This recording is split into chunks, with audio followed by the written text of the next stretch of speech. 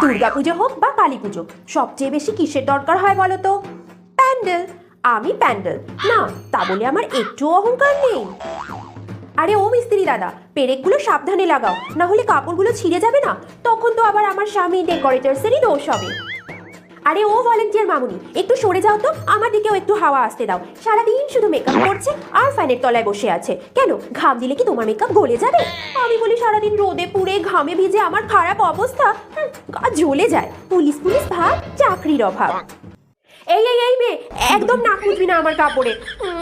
মুছে দিলি তো, সারা বছর নাক দিয়ে সর্দি পড়ে মরবি। কেউ দেখবে না তোর দিকে, কোনো ছেলে দেখবে না। যা বলেছেন ঝাড়বাতি ম্যাডাম, আগে তো আমাকে ছাড়া পুজোই হতো না, এখন তো সব থিমের পুজো।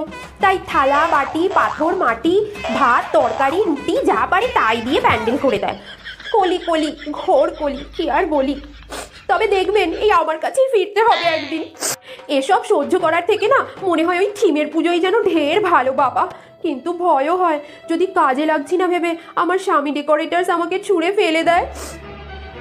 পুজোতে না হয় আমার কদর কমেছে, কিন্তু বিয়ে বাড়ি সামনেই তো, বিয়ের সিজন, টপার টপ একটার পর একটা উইকেট পড়বে আর আমার দর বাড়বে। বিয়ে কি বাঁশ ছাড়া হয় নাকি?